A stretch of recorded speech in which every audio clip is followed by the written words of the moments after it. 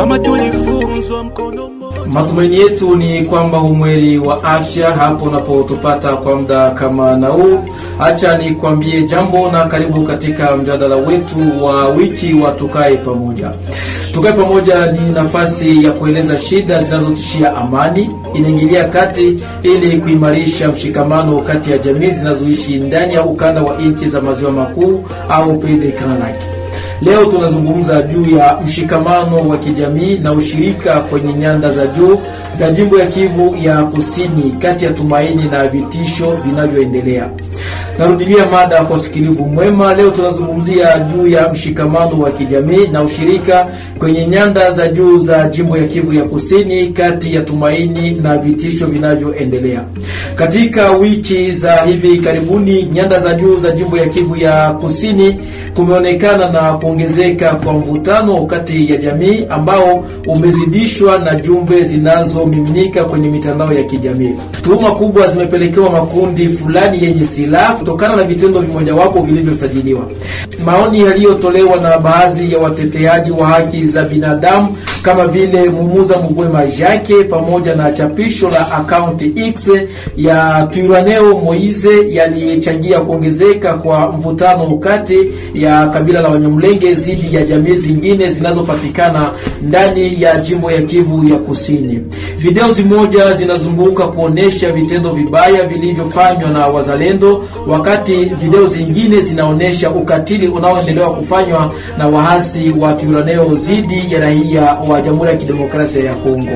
Katika hali kama na hii, mshikamano wa kijamii unazidi kuzoofika, walakini amani na kuishi kwa pamoja vinabaki matarajio ya kina kwa raia wanaoishi eneo hizo. Je, ni mustakabali gani ili kuimarisha ushirikiano kati ya jamii ndani ya jimbo ya Kivu ya Kusini?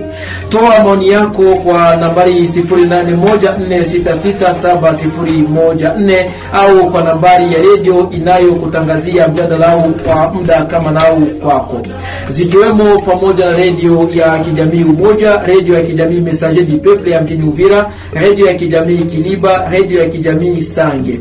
Niite Faraja Mulumba Famure wa redio ya kijamii Umoja kutoka mjini Baraka. Karibu na twende pamoko.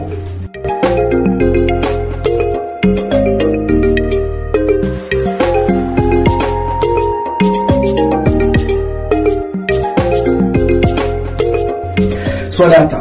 Tunazungumza juu ya ushirikiano wa kijamii na ushirika kati ya makabila kwenye nyanda za juu za jimboni Kivu ya Kusini kati ya matumaini na vitisho vinavyoendelea. Wageni wetu katika mjadala huu ni pamoja na Francisco Awafra Walma, akiwa mchambuzi wa masuala ya kisiasa, ambaye anamwambia jambo na karibu katika mjadala huu. Jambo ndugu mtangazaji, kwa kututa tena katika kipindi chetu Tukae Pamoja, na wasalimu kwa debateri wangu wote na wasikilizaji wote wa kipindi yetu Tukae Pamoja dans la région ya Grand Lac. Na katika kipindi hiki pia tumebahatika kumwalika Mama Mwajuma Fazili, akiwa chef de quartier katika mji wa Baraka. Naenda kuambia karibu katika kipindi chetu cha siku ya leo. Ndio, nashukuru kwa kunikaribisha.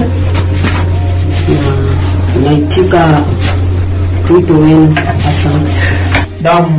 Katika mjadala pia tutaenda kusikia sauti yake Mama Safi Botonga Brigitte, akiwa coordinatrice adjointe wa Forum des Femmes et Filles Leader ndani ya mji wa Baraka na tarafa la Fizi. Karibu katika mjadala wetu. Asante sana mtangazaji, ninashukuru sana na kwa wasikilizaji wetu wote.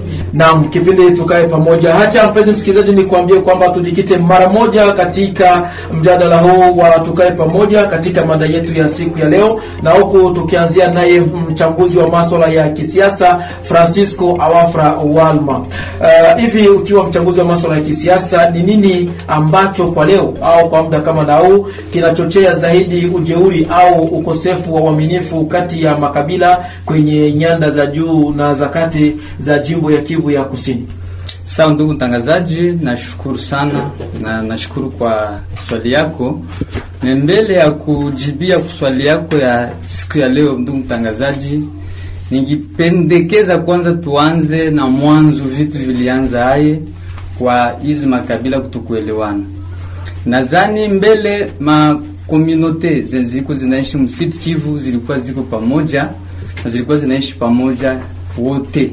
Halakini wakati wabeleji waliwahi kugabula inchi yetu ya Kongo au tuseme Afrika, wakiwa watu wanapewa fasi yabo, panjo fasi ilianza kwanza, ilikuwa jeunesse kwanza ya vitu kwanza haribika. Tukasema kitu ya pili inakuwa tatizo ya udongo. Udongo inaleta tatizo mingi sana kati ya makomunote zenzi naishi ndani ya province yetu ya Sud Kivu, usana wa Nyamurenge na zingine komunote zote. Na kitu ya tatu tunaweza sema na ile tunaita matension politique ou regional. Juu ya kuapproprier vitu, unakuta wale wa politiciens wanatumikisha sisi komunote juu wao wapate na wazidi kuikala kuma victim vyao. Ndio tunaweza sema jeunesse. Sasa tunaweza kamata kozi ya ile vitu ni nini sasa? Tukienda makozi za mingi zinatuma hii makomunote zisiishi pamoja. Ndugu mtangazaji, kitu ya kwanza ni kusema kuko kutokubaliana, yani kuko makomunote zenye azitike kuishi pamoja. Ninaweza sema sasa vile mfano surtout komunote za Sud Kivu zetu kuishi pamoja na kwa tatizo sana. Na ndio ile kutokuishi pamoja inatumaka wale wa politiciens wana récupérer communauté X kwingine Y jua choche ile vita ikue, kwa sababu vita ikikua hao watapatia mwile makomunote. Kitu ya pili inaikili tulita nilisema tena mbele ni probleme ya udongo. Na ile probleme ya udongo inaleta tatizo ni nini? Utakuta mama analima shamba yake wala baba analima shamba yake, na utakuta ingine komunote ni komunote ya wafugaji, na anatuma ni ngombe ni mbuzi mshamba ya mama. Wakati ile ngombe na ravajile shamba na kula mimea yake yote, mama hata itika, anasirika, anakamata mpanga, anapiga mbuzi wala anapiga ile ngombe. Kisha mwingine sasa wale wengine wa mwenye ngombe watafanya nini? Nao wanakuja rudia watapiga ngombe ya ule mwingine wala kulima kuaribisha ile shamba. Sasa wanabeba sasa na kuenda ua ile nyingine komunote. Utakia kuta vile vyote ndio vinafikia na kutuma watu wasiishi pamoja. Na nyingine ya tatu ni nini ndugu mtangazaji? Ni ile tunaita désir du pouvoir traditionnel. Huko wale wenye sisi au makomunote zingine zinajua benzabu ni wakimbizi, walitoka fasi fulani wanakuja ingia mwinchi yao, lakini unakuta wakati banampatia hifadhi ya kwenda ikala, wakati anaikala pale miaka anaanza sema hapa ni kwetu. Ndio nitakupatia sasa vile mfano kidogo ndugu mtangazaji. Nitakamata mfano ya Uvira, unakuta baisha sema kuko mulima wanaita Mulenge. Ile nyingine komunote yenye ilikuwa kutaniwa na ile mulima pale haitaitika ile.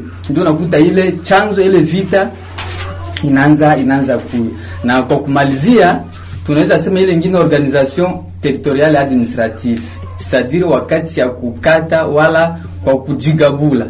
Nitakamata mfano ya nyingine yenye inaleta chanzo ya vita mingi ndugu mtangazaji. Kwa mfano hapa Fizi tunakamata commune rurale ya Minembwe. Tukamata commune rurale ya Minembwe, wakati makomune zote wakati balileta kama vile banaleta na makomune bileta ileta fujo mingi. Na ile fujo ikasema hapana, tunasuprimer makomune, tunaacha tu mavile. Lakini utakia jua jusqu'à preuve le contraire, jusqu'à présent ndugu mtangazaji, ile commune ya Minembwe ingana natumika na iko na vitengo vyote na mataksi ziko zinatolewa kuna zinatumika juu ya nini? Juu ya ile kutukikala na labda mchambuzi wa masuala ya kisiasa, tukiongelea swala hilo labda ambalo nalo linachochea hii chuki au mvutano ambao unaendelea kwenye nyanda za juu, sijui katika utumikiaji wa hiyo commune rurale au manispaa ya Minembwe, kitu gani ambacho kinaleta vurugu zaidi sana? Je, ni kuona kwamba watu ambao wanaenda kuongoza si wengine ni Wanyamulenge tu, au kuna ule mchanganyiko wa watu ambao wanaenda kutumika katika manispaa? Sawa ndugu mtangazaji, nashukuru pale. Nitasema wakati tunasema kitu wanaita commune wala vile, mu lugha ya Kimombo wanaita ni fasi ni wanaita cosmopolite, yani kuna pashwa ishi watu wa watu. Lakini utakia jua katika ile commune ya Minembwe hapo sidhani kama huko mwingine mtu, bali ni wandugu zetu Wanyamulenge ndio wanatumika pale na kukontrole kila kitu. Na labda tukiangalia kwa muda kama na huu, kunaonekana kuwa kabisa mvutano wa vita ambavyo vinaonekana kwenye mashariki ya Jamhuri ya Kidemokrasia ya Kongo ambavyo vinaenda kuletwa na waasi wa M23 AFC. Ni namna gani vita vya M23 vinaenda pia kuimarisha, kuchochea mvutano huu wa nyanda za juu? Sawa ndugu mtangazaji, na shukuru sana kwa swali lako tena.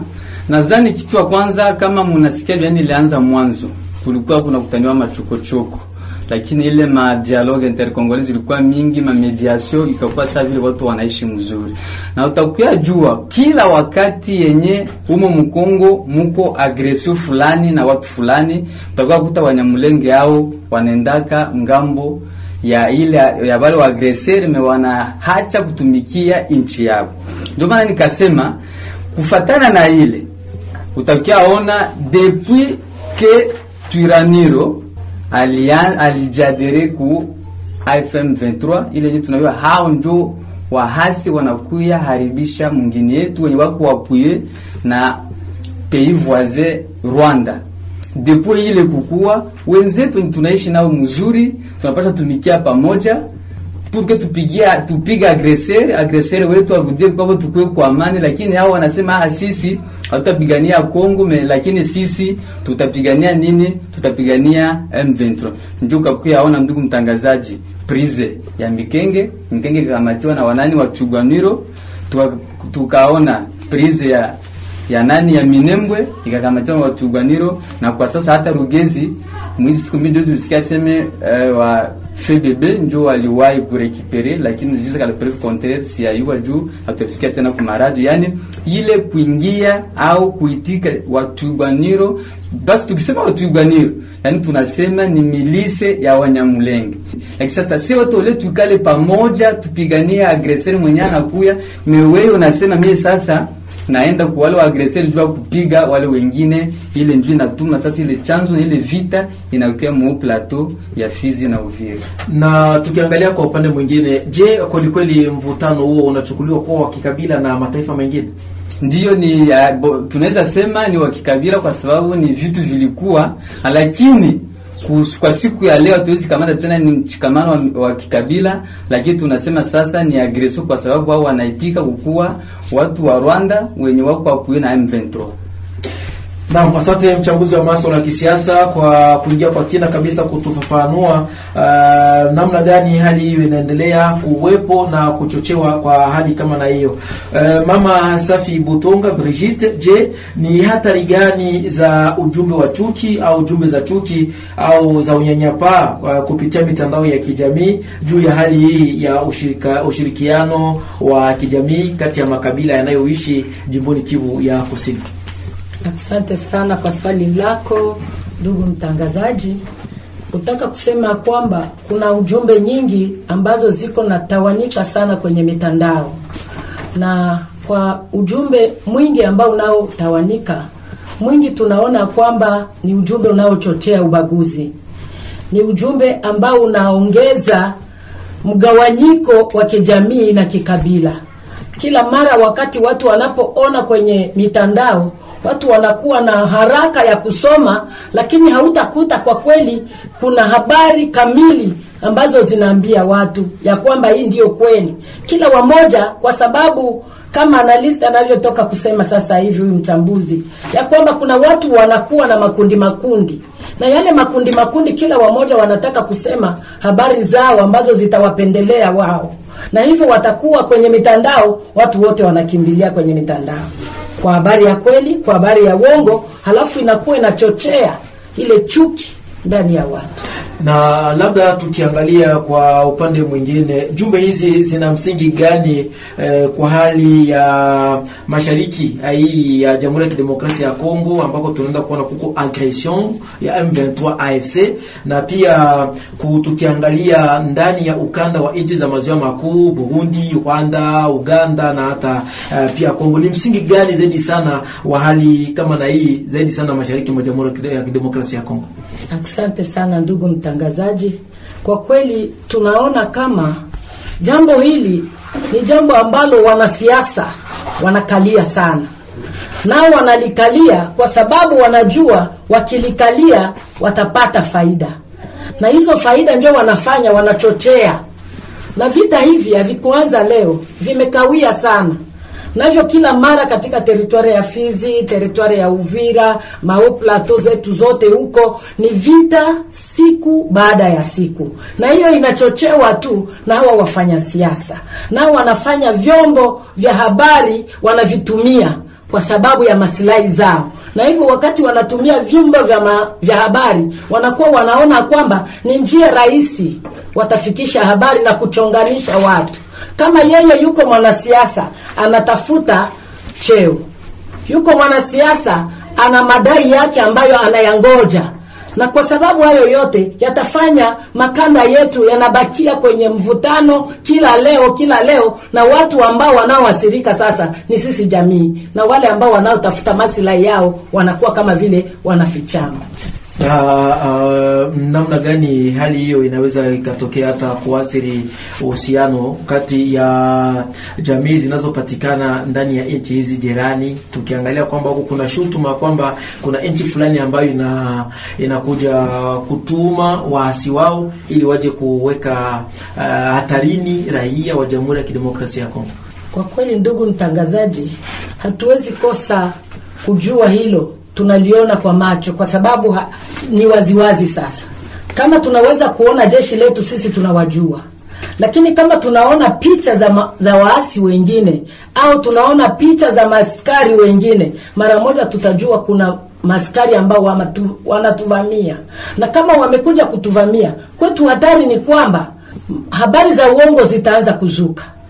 Na wakati habari za uongo zitazuka, kila wamoja wataenda kwa kujipendelea na kutaka sasa kuonyesha kwamba wao wamekuja kwa njia ya kusaidia watu. Kumbe hao wanaokuja ni wachonganishi. Hao wanaokuja wamekuja kutuharibu na kututenganisha katikati ya watu ambao walikuwa wanakutanana. Kama vile ndugu analista alitoka kutuambia hapa mbele, sisi na Wanyamurenge tulikuwa tunakaa vizuri, tunakaa pamoja. Wanakuja wanakaa kwetu, wanasoma kwetu, wanakula kwetu, tunawalalisha. Hivyo hakukuwa matatizo. Lakini kwa sababu kuna watu ambao kwa mikono yao wanakuja kutusumbua tena kwa siri, na mara tunawaona sasa wanajitokeza. Kwa wakati huu tunaona hakika habari za watu ambao wanatoka nje wanakuja kuwa appuyer ili wapate kutuchonganisha na kutudepartage. Naam, asante sana mama Brigitte. Acha nigeukie upande wake mama Mwajuma Fazili, akiwa chef de quartier wa Moma Kibi katika mji wa Baraka. Mama Mwajuma, ni namna gani mvutano huu ambao unaenda kuonekana kwenye mitandao ya kijamii unaweza kuvunja ushirikiano au uhusiano kati ya jamii zinazoishi katika maeneo haya ambayo tunaenda kuyataja, ikiwemo eneo za nyanda za juu na za kati za jimbo ya Kivu ya Kusini? Ndio, nashukuru sana bwana journaliste kwanza kwa kunialika. Kweli bwana journaliste, mambo yanayofanyika kwenye Kivu yetu sio mazuri. Kwa ajili watu wanaotoka nje wanakuja kutuchonganisha, na hususani maneno yanayosemekana kwenye mitandao sio mazuri. Kwa ajili watu wanaosambaza maneno kwenye mitandao wanataka kuchonganisha watu. Na watu walikuwa wanaishi kama gisi mama Safi anasema, watu walikuwa wanaishi zamani, tulikuwa tunaishi vizuri sana na wandugu zetu. Tuseme wale Wanyamurenge ni wandugu zetu, kwa ajili sisi na Wanyamurenge tulilala nyumba moja, kitanda kimoja. Walisoma kwetu kama gisi mama Safi alisema, tulikula nao sahani moja. Kwanza kama sikusahau, mimi umoja hivi niliishi na Mnyamurenge ndani mwetu.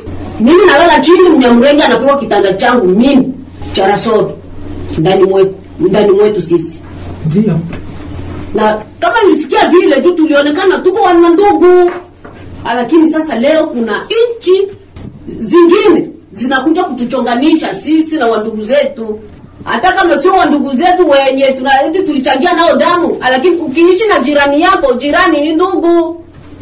Lakini juu ya wengine wa jirani wanakuja kutuchonganisha sisi nao. Na labda mama Mwajuma, tumesha kuona kwamba maujumbe ya chuki yanaendelea, majumbe haya ambayo yanaendelea kumiminika kwenye mitandao ya kijamii, ni namna gani sasa yanaweza kuwa chanzo cha kukosesha huo uhusiano ambao mlikuwa nao zamani kama vile unatoka kutaja hapo? Chanzo kwanza ni hao wanaopeleka maneno kwenye mitandao. Wali kwanza ni wa kwanza. Na hao wajirani wanakuja kutuchonganisha sisi. Na labda je, watu hao ambao wanaenda kupartager, kwenda kuzagaa, kwenda kuzagaisha habari hayo kwenye mitandao ya jamii, je, wanajua kweli kweli hatari au matokeo ya hizo habari ambazo wanaenda kuzisambaza kwenye mitandao ya kijamii hapo usoni au siku zijazo? Kwa muono wako wewe? Wanajua, na wanajua kama hivi tunafanya ni vibaya, lakini wanatafuta intérêt personnel zao. Kama ni hiyo makazi sasa, si mama Safia alisema kama kuna mmoja na haja ya kusema mimi nifanye hivi tu nitapata kazi fasi fulani, ni hivi. Kama nafanya aseme juu mimi mtoto wangu apelekewa na fulani kusoma masomo, acha nichonganishe nipeleke habari ya uongo kwenye mitandao ya kutuchonganisha sisi nao. Hivyo anaweza kufanya juu anatafuta intérêt yake yeye peke. Naam, asante sana. Acha kwanza tupate mapumziko kidogo upande wa pili, na turejee tena katika mada sehemu ya pili katika kwenda kumalizia kipindi hivyo. Mpenzi msikilizaji, tunaendelea kuongelea swala nzima. Mada yetu katika siku ya leo ni mshikamano wa kijamii na ushirika kwenye nyanda za juu na za kati za jimbo ya Kivu ya Kusini, kati ya tumaini na vitisho vinavyoendelea.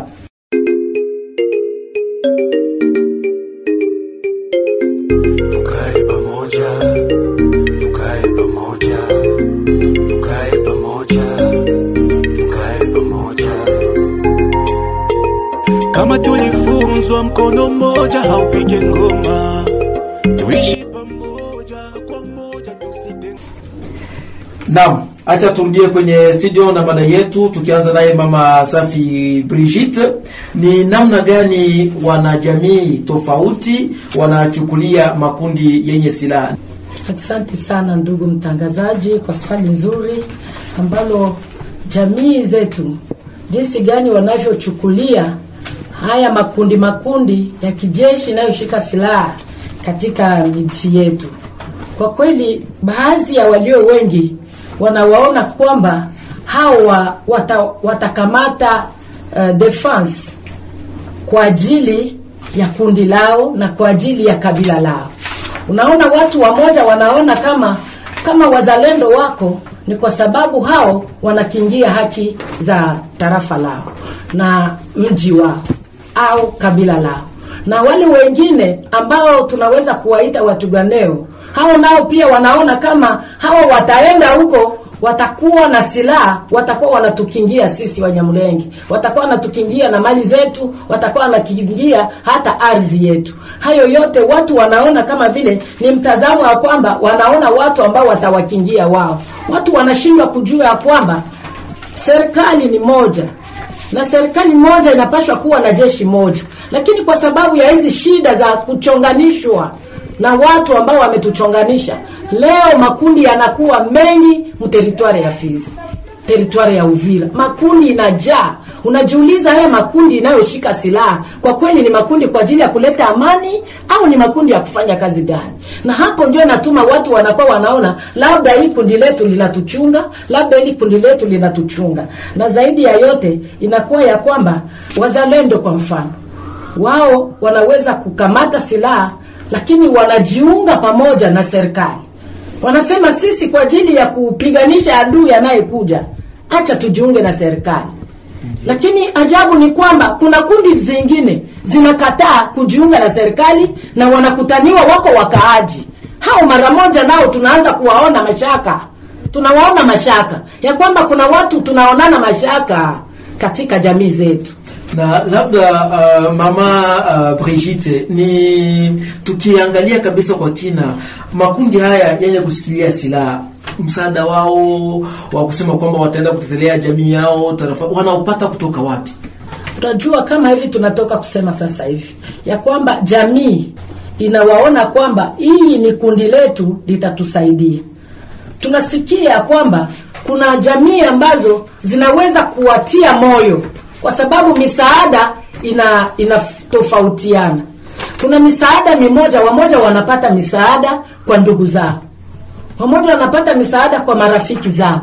Kama vile tumetoka kusikia sasa hivi ya kwamba kuna pia aggression ambayo imetoka nje kuja kuvamia Kongo yetu, na makundi ambayo tuko nayo inajiunga nao. Hivyo wanaona kwamba ile aggression ambayo inakuja ina silaha, ina mali, ina kila kitu, wao watajiunga nao ili waendelee kugeukiana. Hivyo wanakuwa kama vile wanatugeukia sisi kwa sisi, ambao ni makundi ambayo yalikuwa yanapatana, makundi ambayo yalikuwa kwa pamoja, leo inaanza saidiwa sasa na wale waagresori ambao wametoka nje. Hivi tunaona kwa wazi, wamoja wanaweza sema tunasaidia ni ndugu zetu, wengine wanasema tutaenda kwa hawa ambao wanakuja nje, wana silaha zote, wana uwezo, watatusaidia.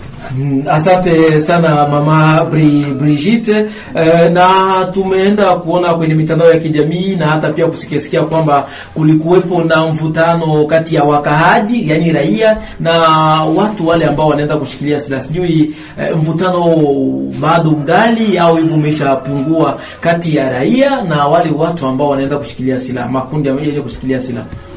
Raia kama hapa kwetu Baraka ambako tuko na teritwari yetu ya Fizi kwa jumla, ni kwamba kulikuwa mvutano mkubwa, na huo mvutano mkubwa wa watu, vikundi ambavyo vinashika silaha huku mteritwari ya Fizi, ilikuwa ni kila siku tulikuwa tunasikia mlio wa masasi. Kila siku watu walikuwa wanaogopa, mioyo ilikuwa inalala kama haitaamka, mioyo ilikuwa inashinda kama vile haitalala, kwa sababu milio ya misasi ilikuwa kila mara. Lakini kwa sababu ya ushauri ambao umetolewa hapa na pale, tumeanza ona watu wanaanza tulia, ile kusikia milio ya masase inaenda inapunguka kwa hawa ambao tuko nao. Na pia ule mvutano kati ya raia na ule mvutano ambao ulikuwa sana, kwa sababu unajua watu wanaoshika silaha sio watu ambao tunawatia kama vile kitengo cha wale waliofunzwa miaka ya kutosha. Wengine wamejitoa tu kwa moyo wa huruma ya kutetelea nchi yao, ule moyo wa uzalendo ndio walijitoa. Hivyo hawana nosio kubwa, na hivi inawafanya wao wanaweza kuchukua silaha, na hivyo watu watakuwa wanavutana nao. Isipokuwa mvutano uko kwenye kusimama kwenye mabarabara, wakati tunapoenda safari, wakati tunapojelekeza kwenda sokoni, tunapojelekeza kwenda safari, unawakuta wanajaajaa mabarabarani. Hapo kunaweza kuwa mvutano, lakini kwa ajili ya uwasiliano mambo yanaenda yanapunguka sasa.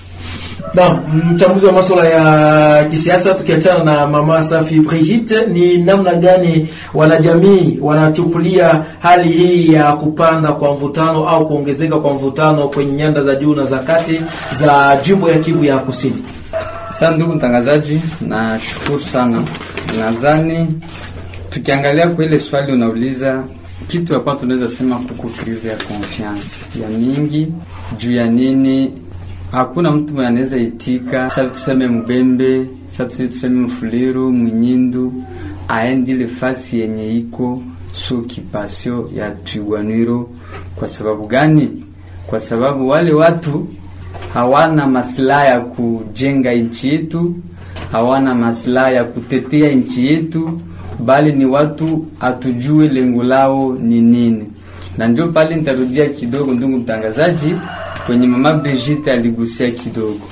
Wakati kila grupe, kila community ilikuwa na grupe arme ya kisabu nilisema mbele, zilikuwa kreye juu kila watu wateteye inchi, lakini wanalitetea mwile mahali wanapoishi.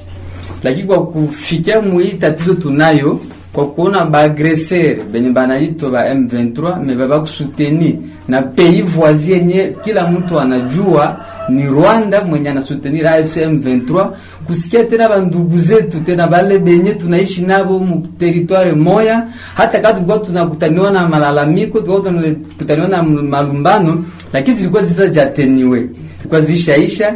Mtu alikuwa ashaanza tembea wa kipupu anaenda Minembo anakuwa Kipupu, wa Mikenge vile na vile, wa Baraka anaenda kule na kula anashuka kule. Lakini kufatana na hali yenyewe iko kwa leo na kwa sasa, ndugu mtangazaji, ile crise de confiance iko mingi. Kwa sababu gani?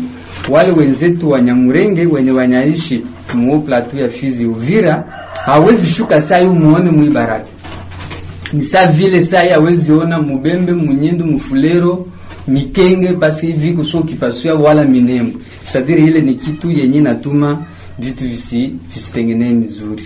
Na kwa mwono wako ni upi au ukoje kwa mshikamano wa kijamii katika nyanda za juu na za Kivu ya kusini? Mwono wako ni upi kutokana na hali hii ili kwenda kuweka ule mshikamano wa kijamii katika nyanda za juu na za kati za jimbo ya Kivu ya kusini au mkoa wa Kivu ya kusini?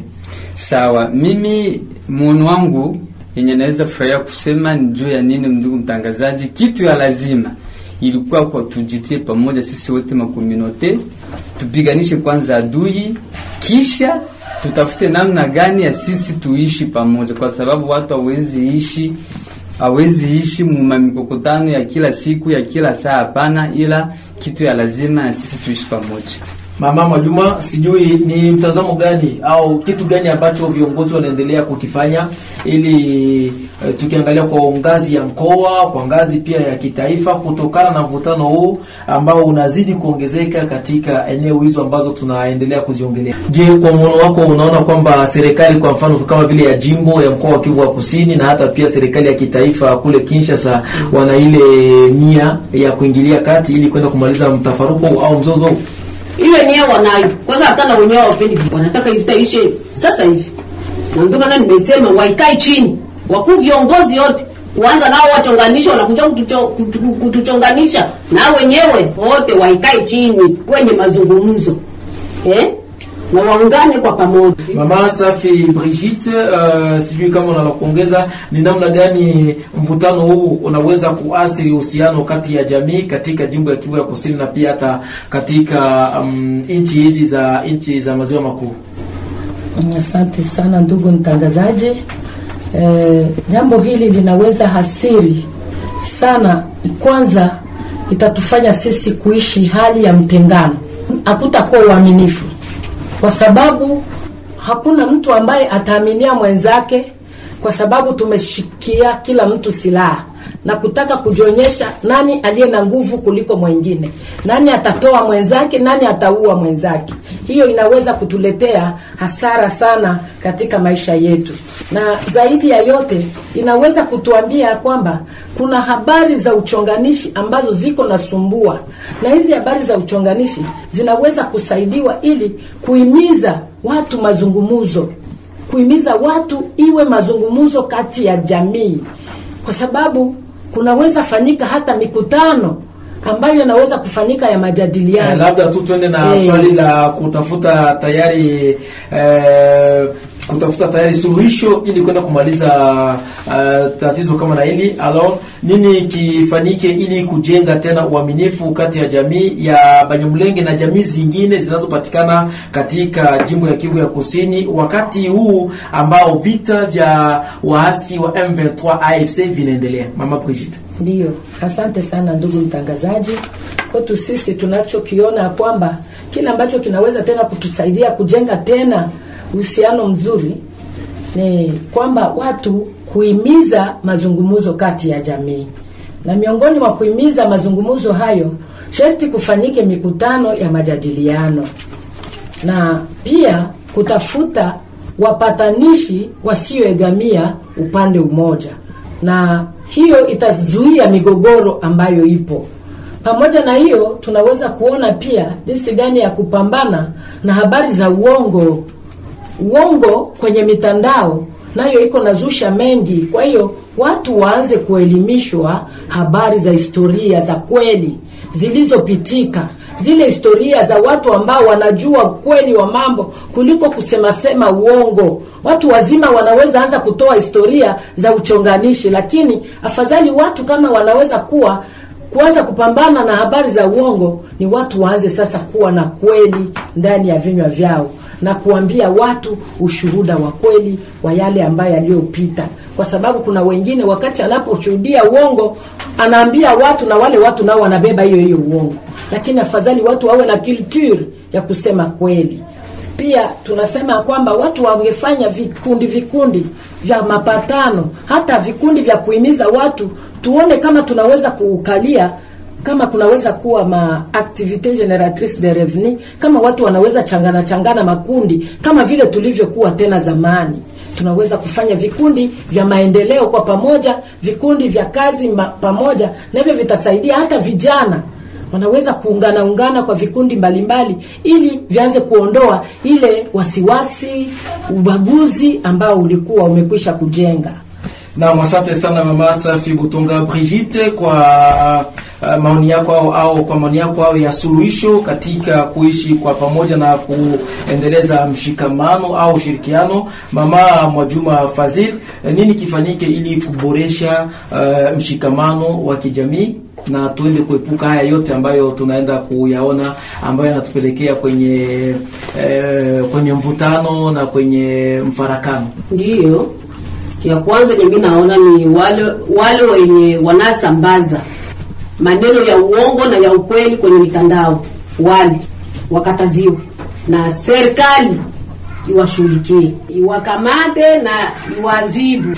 Kuna maneno wanasema ni ya uongo kweli na kuna maneno ambayo wanasema ni ya ukweli.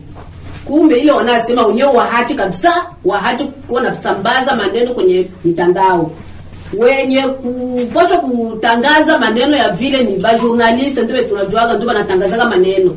Ndio watangaza maneno yao juu hebo ndio wahusika wa information. Naam, asante. Katika kumalizia kabisa hivyo, analiste mchambuzi wa masuala ya kisiasa Francisco Awafra Walma, ni msaada gani wa kutarajia kutoka kwa mamlaka ya jimbo na kitaifa ili kulinda raia, kuepuka vita, kisha baadaye kuunga mkono maridhiano au kuishi kwa pamoja? Merci ndugu mtangazaji, tunashukuru tena kutupatia kauli. Nadhani kwa mtazamo wangu mimi, kitu ya kwanza naweza sema tujitie pamoja, si makomunote zote, tupige adui mwenye kusuteni na agresseur Rwanda. Ile ni kitu ya kwanza, tuikale pamoja ili tupiganishe adui, itakuwa kitu ya lazima. Kitu ya pili, tupendane, kwa sababu enemy asitupite amo, kwa sababu kama tupendane itatuma ule agresseur ule anatupita amo na anakamate wa wetu wenye wanajua hii nchi yetu na anapitia muli. Naweza sema ya tatu, tufanye dialogue ya mzuri kisha kumaliza vita. Na ile dialogue yetu tutafute watu wa mzuri, yani wenye wanajua kufanya ile dialogue, wenye wako honest na wenye wanajua namna gani ya kufanya ile dialogue. Yingine, wale watu tusikwe tunafanya dialogue zenziko saa vile za maske. Tunaenda fa dialogue na mtu mwenye yuko Kinshasa na mtu mwenye yuko Bukavu, me ayue realite ya tere iko je. Kwa sababu wakati tunafanya dialogue ifo tunayua le fin fo kule kwenye wale watu wanaishi ni wapi, na kule tutatafuta watu wenye tutaleta mu matele kwa kutatua mizozo yenye tuko nayo, kwa sababu amani na kuishi pamoja ni kitu ya lazima na inatuma society zetu ziishi vizuri. Na mpenzi msikilizaji, wewe ambao umemetana nasi mwanzo mpaka mwisho, kama ulivyosikia walikuwa wangu, inabidi kuhimiza mazungumzo kwa pamoja na kutafuta wapatanishi wasioegemea upande mmoja, kutoa pia historia zisizo za chuki na kupelekea kipaumbele upendo kati ya jamii. Pia kumeombwa kufuatiliwa kwa wale wanaosambaza habari hizo za chuki na sheria kwenda kufanya kazi yake, kujiweka pamoja ili kupiganisha adui na kupambana pamoja ili amani na maridhiano yaende kurudia katika jimbo ya Kivu ya Kusini na Mashariki mwa Jamhuri ya Kidemokrasia ya Kongo. Pia walikuwa wangu wameenda kuomba kuwepo na dialogue baada ya vita hivi ambavyo Jamhuri ya Kidemokrasia ya Kongo imeenda kuwa navyo. Baada ya vita kuwepo pia na majadiliano ambayo yataenda kufanyika, watu ambao wataenda kuitwa ni wale walengwa, wale ambao wanaenda kupigana na wale ambao wanaenda kuguswa na shida hizo ambazo zinaenda kuonekana na kuleta mvutano kati ya jamii mashariki mwa Jamhuri ya Kidemokrasia ya Kongo, hususan katika nyanda za juu za jimbo ya Kivu ya Kusini. Mpaka hapa sina la ziada kuhitimisha mjadala huu. Nashukuru kwa kuwa nasi mwanzo mpaka mwisho. Nimekuambia kwamba Tukae Pamoja ni mpango wa shirika la Benevolencia kwa ushirikiano na radio yako. Unaweza ukatoa maoni yako, tuandikie kwenda namba 0814667014